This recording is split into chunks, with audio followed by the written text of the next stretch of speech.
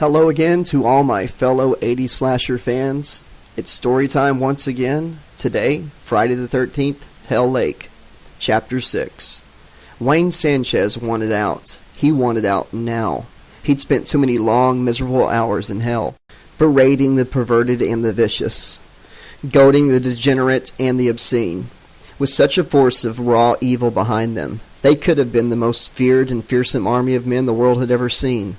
And the women, such as they were, could be even worse. Instead, they came on collectively like a sorry pile of shit, and he didn't mind telling them so. They scowled and growled at him, mean and ugly. He was happy for them to do so. Sanchez had long since realized that most of his compadres in the pit, his brethren in the lower circle, were losers with a violent streak. That was all. They didn't have his compulsion to make war on society, to wage an unending battle on God. And where was he when you needed someone to blame down here? Let alone the other guy, who Sanchez had thought was his main man. What a disloyal disappointment he turned out to be. Wayne Ricardo Sanchez had gone to his death without letting up on his hatred and his contempt for 1 second. Sure, there may have been times when he felt like a little queasy. After all, he'd never died before. But now he was sure he had this death thing licked. It was all a fucking scam, just like mostly everything else in the world. It all worked on the basis of believing what they were telling you. We give you happy families on the TV, McDonald's Happy Meals. We tell you you're happy. Bingo, you are fucking happy. Ditto this hell situation. We throw you to the freezing cold bottom of a deep dark pit. We tell you that you're trapped. There's no way out. Then, ay caramba, you are trapped just because you think you are. He looked up way above their cold circle of stone, through the cavernous tunnels and potholes, toward the higher levels that he passed on his descent. He didn't have the attention of everyone in the lower circle. There were just too many of the ugly sons of bitches to rant at all at one time, but there were enough listening to him to make for a little silence in this squalid corner of hell, to hear the murmurs of voices and shouts that came from above them, rather than down here at the very bottom of everything. No one on the other levels was really that far away, Sanchez reckoned. It was their acceptance of their situation that made this place into hell. Hell was other people. Any of you assholes gonna tell me there's no way you can carry your goddamn carcasses up to the higher levels? He got no positive answers that he could hear. There was a low murmuring, the odd shout of motherfucker, or some curse he couldn't recognize in a foreign language, and the mad screams of the crazy-ass people. But that could be heard at any time. It wasn't necessarily addressed at him. It was just the soundtrack to this place. If you steeled yourself, you could get used to it. Sanchez had came to regard it as an acquired taste, just like the wailing guitars and satanic invocations of black metal. He looked at every misbegotten, toothless, angry, twisted, or conscienceless face that surrounded him. They were just what society ordered to induce a big dose of fear. Even all those evil mothers that looked normal, and there were plenty of them. This place had knocked all the humanity out of them, left them looking as if only a scowl or an expression of pure, feral hate was natural. We are held down here by the sheer weight of humanity. Hundreds of thousands of human souls block the exits. Sanchez searched the ugly mutt's face to find who spoke. He couldn't recognize the accent. It wasn't American, Mex, or Hispanic. It was, kind of foreign. So what? Spewed Sanchez. Every time a fellow do-bad arrives down here, do we have to make room for him or what? Do we shift ourselves a few feet, a few inches, to make room for another? Like what choice we got unless we want to tear the miserable son of a bitch to pieces? I've seen that happen a few times now, and let me tell you, it don't work. The bastard just comes right on back down. He felt every suspicious, psychopathic eye upon him, but no one was murmuring or putting him down. They were paying attention to what he had to say. They were at least taking him seriously, all apart from that same mutt who spoke before. I tell you, it's too much work for one body. He saw him now. The bastard was a big fat German. He had a load of grease on his chin, like he had just finished up a plate of schnitzel, though he probably hadn't eaten a single meal in something like 100 years. They executed me for selling the flesh of vagrants, the street boys, as meat in the months after the Great War. He made a slicing motion beneath his several chins, indicating a time when Germany sent killers to the guillotine. Trust me, I know what it's like to heave human bodies around. Very hard work. And now we're supposed to listen to this newcomer, this devil boy? When he tells us we can fight our way out through thousands upon thousands, maybe millions of other damned souls? Ha! A fool's game! There was unrest in the ranks of the damned, muttering, shouting, pushing even. The odd knifing or disembowelment. This was their way of staging an impassionated debate. The crowd swayed this way and that, erupting sporadically into violence, neither side giving way to the other. Sanchez recognized that he had them, or at least some of them. He just needed some way to silence that sad sack of sauerkraut that kept dissing his plans. So we hurt them, cut them, terrify them. We do what destiny has marked us out to do, S.A. We make them make room for us, 'cause they got no other choice. The crazy, glowering eyes of those who crowded around him grew fiercer, ripe with violence. It didn't even matter to some of them if they never made it out of hell, as long as they had an outlet for the rage that was burning at their very bone marrow. Hell, this cold, miserable place started to feel like it was about to boil over. If they can't make room for us, then we'll make a stampede. Make them so chicken shit scared that they crush each other underfoot. Then we do the same with the next level, and the next. Fuck them. What would they do to us if we were in the same position and they wanted out? The blood of the mob was starting to ignite. Blood that had not flowed warmly in many years was heated by the prospect of shedding more blood, or even spilling itself upon the rocks. It made little difference. Any real chance of erupting into being again, of living like a creature with free will instead of a dangerous animal caged and broken, was enough to stir the blood, enough to shed blood for. And who is to be der Führer, devil boy? Who is the unheimlich one? Who will make all the gangsters and the dope dealers poo in their panties, huh? Is it you? Yeah, Fritz got a point. Some ugly mug with a collarless shirt and a flat cap looked as if he came from the same era as the German, but from Southside Chicago rather than Hanover. I got cousins joined up with the mob. We're Irish, but sometimes they recruits other Catholics, see? They ain't never raped and killed no broad, not like I have, but they think what I did was like, well, sissy stuff. They ain't gonna scare easy, Sanchez. The mob was alight. They wanted death. They wanted vengeance. They wanted blood. And they didn't much care whose it was. It was no longer possible to tell who was with the devil boy and who was against him. All of them were turning into a tidal wave of corporal hate. If Sanchez didn't come up with the solution soon, then all his rabble-rousing words were in vain. All the bloodshed would be that of his compatriots in the 13th circle of hell. The war in hell would be restricted to its deepest level. All who died would simply be reborn again to this afterlife of misery. None would be free. I got a compadre. I got a general. I got a commander to get us out of this piss hole. Sanchez had to holler at a lung-bursting level just to be heard. It was no longer clear if his words swayed the growing crowd one way or the other. It was too late for that. If the classic medieval image of hell is one of unmitigated chaos, then hell seemed finally to be about to enter its classical era. But the devil boy would not accept defeat, not even when it seemed that he himself might be torn apart by the crowd. In all his sin and his cynicism, he had preserved a strange kind of idealism, a form of hero worship that saw only the best in he who did the worst. He knew, instinctively, who could lead them mercilessly through those vistas of superfluous humanity that they all despise so much. Listen up, assholes. We got Jason Voorhees in the house. He's going to lead us to the promised land. It has never been measured as to how quiet hell would have to be in order to hear a pin drop.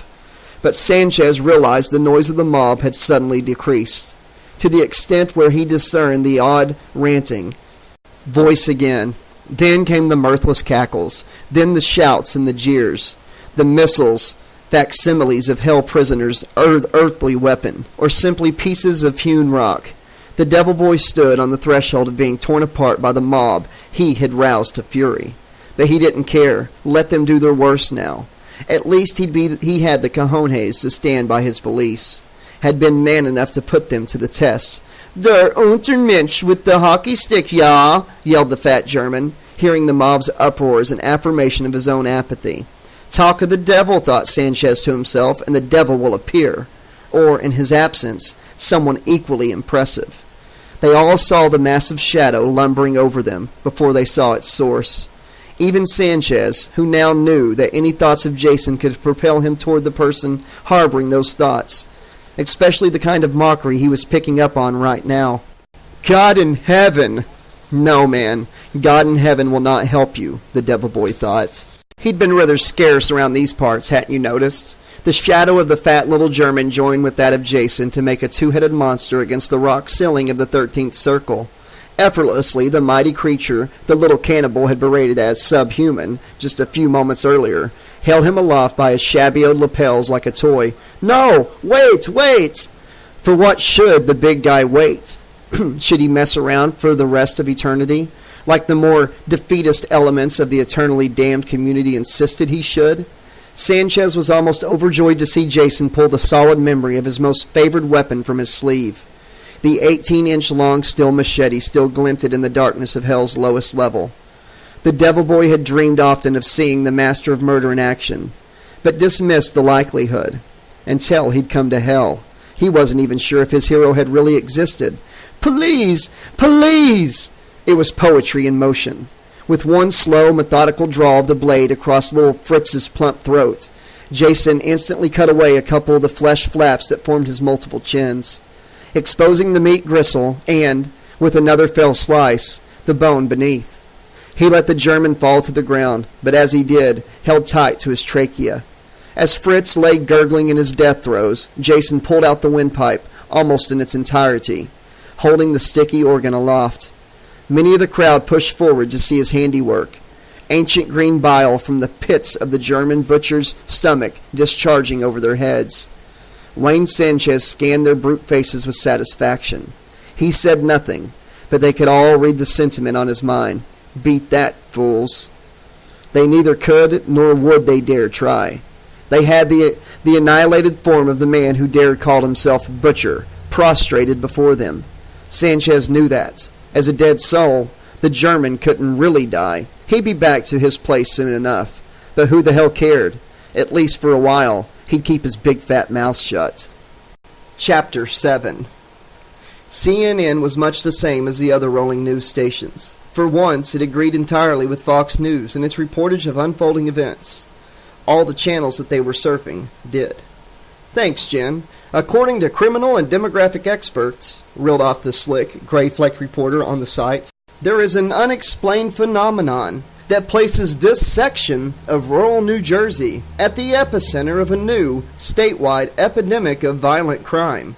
In some cases, the spate of murders, violent holdups, and predatory sex crimes seem to have spread out beyond the state borders, which makes it all the harder to glean any discernible pattern. They sat around the glow of the cathode ray tube in the common room, as if awaiting words of wisdom from some ancient oracle, though in truth no one believed the corporate-sponsored commentators were going to have any answers. It's like Dante's Inferno just erupted into Middle America. Then Lisa said, like every damn deviant and miscreant in the pit has come roaring back for revenge. No one said much. What should they say? Her explanation was totally whack, but no one else could make a better diagnosis. Anyone want to make a guess as to who's at the very center of the epicenter? Trey tried to make light, but it was hard to laugh at something that faced you each way you turned. The sheriff had put cops and security guards over every inch of campus, and still it didn't stop. Whoever wanted to kill them all was relentless, and by all accounts invisible and unstoppable. So, how are we supposed to be around each other? Shauna asked Trey, the behavioral science major he was. As nobody and everybody's a suspect, should I be wary of you? She responded quickly to his frown. He, after all, was the only one who had been taken downtown as a suspect. Or you of me? Or would that just be symptomatic of mass hysteria? No, this is something outside of us. They were all startled to hear Gretchen speak up. So silent and seemingly so passive for so long, they had assumed she was becoming psychologically withdrawn. The moment we start suspecting each other is the moment we're all finished. Whoever's doing this would just be laughing at us. Trey shrugged. He guessed she was right. He'd heard no more pertinent a reading of their situation. Whoever divided surely would conquer. We just have to stick to common sense rules of survival. We can't go playing stupid games of dare with our lives. Not like Patty and her dumb boyfriend. Their silence gave grim consent. The murders in the co-ed dorm had been the worst yet, the most vicious, the most gruesome, the closest to home. It seemed like some force of homicidal rage, of evil, in plain old-fashioned terms, was ever present, always close at hand. Locked down in her own head, Gretchen seemed to be giving it much thought. She was nervous, uneasy to a degree that made them all the more uncomfortable. But she was not as passive, as timid, as her usual demeanor indicated. The horror that was in their midst was waking Gretchen Andrews up, alerting her to take control of her life. In Royal Craven County, Sheriff George Casey is making use of a little-known and controversial state bylaw. Someone had flicked the screen. The 40-something black woman talking on Fox looked like Oprah in her intermediate slimming down period. The screen showed the sheriff pontificating earnestly and silently to camera in front of the college. Its parking space crammed with ambulances and squad cars. The reporter's voiceover continued over the top of him. It states that cases of mass homicide can be described as a civil emergency. In such conditions, Sheriff Casey has pointed out, the affected area can be subject to conditions close to those of martial law. Since when did that redneck become an expert in law? Murmured Trey. It seemed to him like Casey had been taking advice from somewhere, and it wasn't from the American Civil Liberties Union. The bylaw is being applied to students at the local University of Forest Green, who have numbered no less than 6 among the 7 recent local murder victims. It enables the local police to impose a curfew and to temporarily incarcerate anyone even suspected of criminal or misdemeanor violations, such as underage drinking, unruly behavior, or abuse of illicit substances. Way to go, lawman, sneered Shauna. Keep us locked down and waiting for the slaughter without the compensation of getting high. This is no time to get high, Gretchen spoke up again, emphatic. We need to stay real. Stay focused. We need to sleep at night with one eye on the door. Shauna regarded her friend. This had all totally rattled her cage. But then, why shouldn't it? Everyone else was totally wired with fear too. You're right, I know, stupid remark. Shauna offhandedly reprimanded herself. So since we're virtual prisoners, what are we going to do in our own defense? They ran through the ad hoc procedures they had hurriedly initiated. Shauna was organizing her fellow co-eds into a vigilante group, armed with every lawful item that could be improvised into an offensive weapon. That evening, Trey was going to start teaching everyone basic offensive and defensive martial arts moves. But it's not any of that Wu-Tang bullshit like Enter the Dragon overnight. This is the basic shit for anybody in a tight spot. If he shows his face to you, then go straight at him. Fight to disable quickly. To maim if possible, guys. What if he doesn't show you his face? James spoke up with trepidation, sounding morose. I mean, what if he wears a mask all the time? Everyone was silent. They all knew what he meant. If he's the guy that everyone says he is, you know, the Crystal Lake Killer. Mask have eye holes, spat back Trey. If that's all he's showing you, then go for it. If his eye offends you, pluck that fucker out. His blood boiled a little each time he heard someone refer to Lake Blood, Hell Lake, or Jason. It was bad enough having a kill-crazy psycho in their midst, without someone conjuring up zombies from hell. But then, he argued with himself, take a look at the facts. Whoever this bastard was, he had a knack for pulling off the inexplicable. When nothing could be explained rationally, then the natural herd response was to look for solutions in old folk myths. I hold a gun license back home, Gretchen piped up again, unprompted. It's a state of Connecticut license, but there's nothing to stop me packing a piece here, is there? No one responded. No one really knew whether or how local gun licensing laws corresponded with each other, but they were not going to dismiss the idea out of hand. Well, we'll take a ride down to the Arms and Ammo Mart in the morning, during a study session. That's if Casey's stupid stormtroopers will let us off campus. And if they don't confiscate it on searching you after your return, cautioned Trey. Or arrest us both for some suspected felony that hasn't happened yet, added Shauna. But if we get through, she emphasized, then we'll lock it somewhere that we're all aware of, just for safekeeping. As the early evening fell, despite the presence of guards and sheriff's deputies everywhere, Trey managed to loiter longer enough to pay a prohibited visit to Shauna's room. It was for the first time they'd been alone in her bedroom for many a month. But still, all they did was get to talking. There was too much on their minds, too much in the air, to concentrate on anything but immediate anxieties. "Poor babe's so stressed out, Gretchen's likely to blow away the first pizza delivery guy who shows up," Shauna observed of Gretchen. She'd never seen her so enervated, but at the same time so purposeful. It was almost as if a hyper case of coffee nerves was making her ultra-alert and aggressive. But then she remembered Gretchen couldn't drink coffee unless it was decaffeinated. It gave her minor palpitations. "You know," reflected Trey, not a little ill at ease himself, "it would take one fucking lion-hearted delivery boy to bring pizza here at the moment." In death they found sensual pleasure. The lithe, beautiful lovers ran their delicate hands over the one-night-stand paramours they had bought home from the club. One was male, one female. Both were dressed in their androgynous style of the goth rockers, the 1980s outgrowth of the punk movement that stressed a more darkly glamorous aesthetic. Both were, each had assumed, bisexual and as ready for anything as they were. Except their gothic lovers had little way of knowing what was coming next. As the glacial blonde removed the Egyptian pendant from the chain around her neck, they were so far submerged into the realm of the senses that they never saw it coming. The first incision by the spiky, sharpened symbol was a shock that drew a moan that sounded purely sexual. As sexual as the lust of the two ageless lovers who began to lap the blood from the incision in the chest. Lisa sighed. It was a long time since she and James had watched The Hunger together. It may have been filmed several years before either of them was conceived, but they regarded it as our movie. This was death made mysterious and romantic. This was blood as the ultimate aphrodisiac, not a purgative to make you vomit. It had been laughably easy to smuggle Lisa back into James's room, just as she had, in the past, got him to slap on the face paint, mascara, and lip gloss to the extent where he looked like a bizarre androgyne. If not exactly a young woman, now she was playing the gender bender, rather than trying to make her fleshy, purse-lipped face butch. However, they had gone to the other extreme.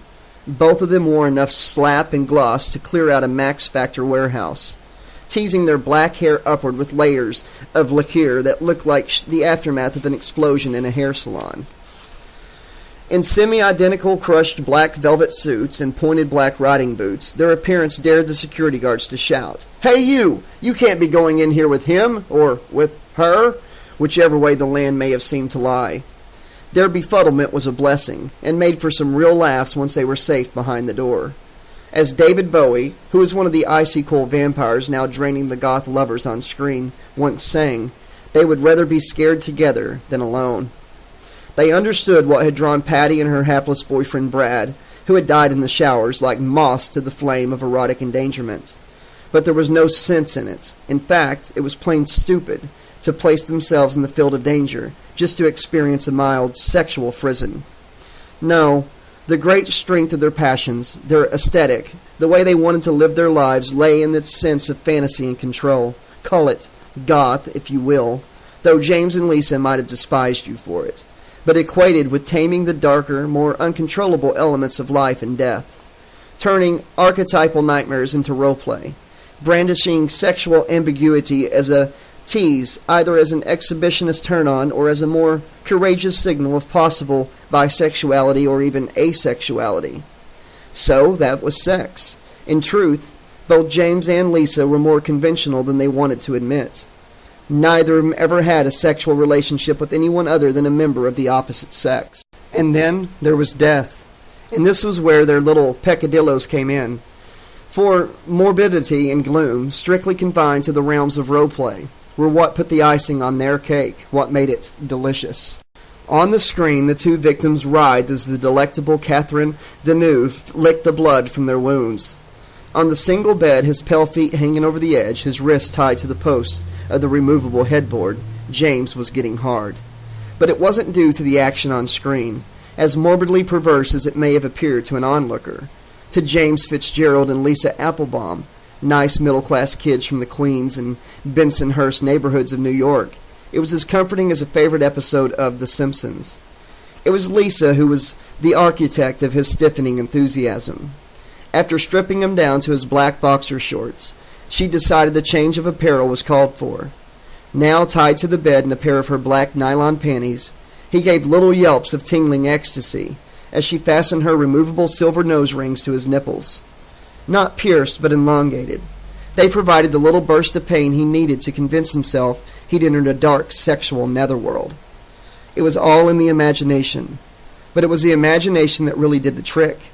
Lisa, do you know what that French guy called the orgasm? I sure do. Neither of them knew how quaintly American and folksy they sounded, but it didn't matter. At the moment, they inhabited the harmless realms of the imagination. It was the author of Batel who called it La Petite Mort, the little death. For all the airs he adopted, it had been Lisa who spent much of her lonely adolescence shut up in rooms not unlike this one, finding solace in books. But thankfully they had found each other. Right. He began to pant as she put on her masquerade ball eyepieces. Huge, black, and bird-like, the ornate mask rose above her dark hair like raven wings, with only small slits for her eyes. It was like something out of Poe's The Mask of the Red Death. James was lost in his fantasy as Lisa mounted him, enjoying the feeling of control. If I give myself up to sex, then I find a moment of oblivion, a moment of death. She knew he was remembering the translated meaning of Batel's words so as not to experience la petite mort too early, to ejaculate before they'd barely begun. It was fine by her. His otherworldly babble gave exactly the right mood to the sense of unreality she wanted to create, as she lubricated herself with her own pinky, then drew him in. Sex and death. On the TV screen they were as one now, though the divinely aloof Catherine Deneuve and her vampire lover Bowie had since disposed of the corpses. They exist in the same forbidden realm. James knew very little of what he spoke, thought Lisa, but she wasn't going to spoil things. She was enjoying this too much. She could think of little that was more life-affirming. But James's imagination was overstimulated by the constant rocking back and forth of her solid little body, by the tingling of his gently tortured nipples, by her mask fetish that he'd learned to like, obliterating the restraints of identity as surely as the orgasm itself. Oh, God! As he felt his sap rising, tingling all the way up his neck to the roots of his hair, he focused on the damaged, ornate wooden cross a friend had salvaged for him from a renovated Catholic church. One of the traditional icons of blood and suffering, it no longer had a place in a modern American house of worship. But James loved it. Now, more than ever, he loved it. The agonized ecstasy on the face of the suffering Christ. The bloody nails through the stigmata on his feet and the palms of his hands. The numerous arrows that pierced different parts of his twisted torso, leading the friend who liberated the artifact to wonder if it wasn't the image of the martyred Saint Sebastian rather than Jesus Christ himself. "Oh, God, what?" sputtered James. Lisa had known this was working for him, but she didn't want it to happen just now. "Close your eyes and think of oblivion," she whispered to him, but he couldn't relax anymore. "Who put that splatter movie on the VCR?" Oh, what now? Had someone recorded over her tape of The Hunger? Lisa didn't want to slow up the action, for Christ's sake. Grinding over him again and again, she slowly turned her head toward the source of his gripe. He was right. She was just as pissed as he was to see, not Deneuve in the shower with the besotted Susan Sarandon or Bowie attacking some kid on the streets once his vampire years were up and he started to age, but instead Jason Voorhees. Lumpish, misshapen, ugly, inarticulate, sexless, violent Jason Voorhees, the mindless nonentity behind that stupid mask, bloody-pawed and lumbering toward the screen. "Ignore it. Keep going. Don't stop now." Lisa turned her back to the screen. But sex and death were about to become more intertwined than she had ever known. Without a word, without a sound, their conjoining in the consciousness of these two young people had invited an intruder into their sanctum. A violent force of nature that had no need of announcing itself, had no need or doors or portals any more, would no longer need to smash its hideous bulk through wooden partitions or glass windows. Now, one stray thought was enough to summon his unwelcome presence. No, oh God, no! Lisa kept the weight of her rump fastened to her boyfriend. "Don't stop now, James, not now!" Locked into her sensual dream, she never saw what James saw. With her back turned to all else but this bed of sensual delights, she would never really know death until she faced it. The splintered wooden crucifix tore through the rear of her lungs with all the power a once human being could muster. Measuring 3 feet by 2 feet, its mighty ornate scale ripped most of her upper body apart. Its spiked head erupted diagonally through the midsection of her breast, tearing one loose from its fatty tissue. It pinned the screaming James to the bed, impaling him through the soft flesh at the top of his breastplates and the bottom of his throat. By the time Lisa knew what was happening to her, it was too late to act, or to care. She breathed in sobs, but it was with the agony of respiration rather than weeping. James squirmed below her, the blood flowing from his gushing throat down the wooden shaft just an inch or two, before it found its viscous resting place in Lisa's hair. Jason filled James' vision, a nightmare from the screen become reality. He grunted a mighty breath, the sole triumphant bellow of a mute. He brought his weight, his force, his strength down hard once more, and the lovers were truly conjoined in death. With her face involuntarily kissing his bloody breast, Lisa shivered. Her chill warned her, almost reassured her that death was coming now. As she died, James's shaking body could control its involuntary spasms no longer, and at last he reached an orgasm that was concealed between her dead thighs. The little death flowed into the big death. Sex and death were as one. Jeez.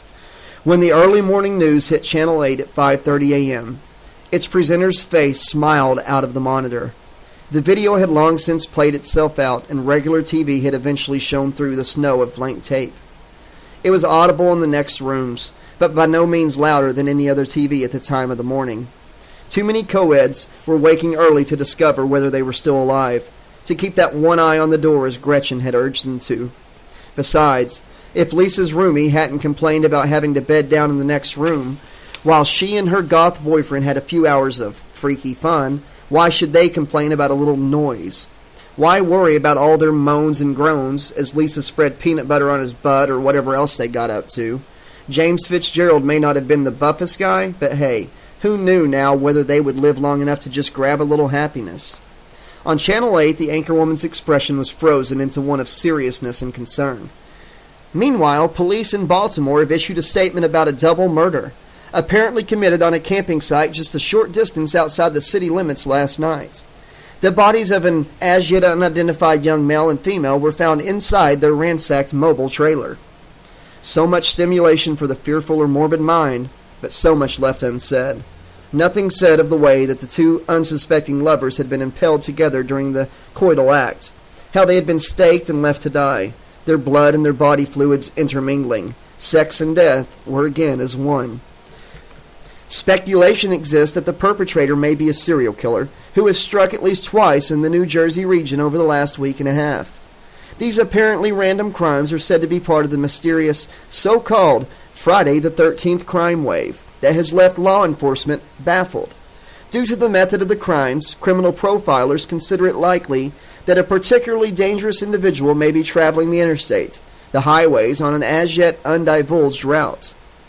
But the police were keeping it locked down as to what fed their concerns. The satanic rants and seemingly meaningless hieroglyphics sadistically cut into the victim's flesh had been the trademark MO of this particular freak ever since Friday the 13th of January. The public are urged to contact their local police department if they encounter suspicious individuals or travelers who give cause for concern. But the authorities have stressed, please do not approach any suspicious persons of your own accord. The individual they are seeking is believed to be armed, dangerous, and to show relatively little concern about being apprehended. By the time Lisa's traumatized roomie found her bound to her boyfriend in a hideous conjoining of splintered wood, there would be more common aspects identified between two sets of multiple crimes. With her lifeless face drooling saliva and blood, long congealed, onto her transfixed boyfriend, Lisa Applebaum and James Fitzgerald had been crucified together, as had the hapless couple in the Maryland trailer park. But these could not be anything other than macabre coincidences. Although the various law enforcement agencies would never be exactly certain, both multiple murders seem to have been committed at exactly the same time. There could be no serious suggestion of any connection between the two incidents, unless, of course, it was somehow possible that two sick minds were working as one, many miles apart. Okay, this has been chapters 6 and 7 of Friday the 13th, Hell Lake. Hope you're enjoying it so far. Please subscribe if you haven't done so already and spread the word on social media. Let's let more fans of these 80s slasher flicks know that these novels are available for them to experience. Be sure to click that like button. I really appreciate you taking the time to do so. Drop me a comment. I love hearing from you. Click the bell so you're always updated of new chapters dropping. And until next time, this has been your 80s slasher librarian saying, thanks for listening. See you in the next video.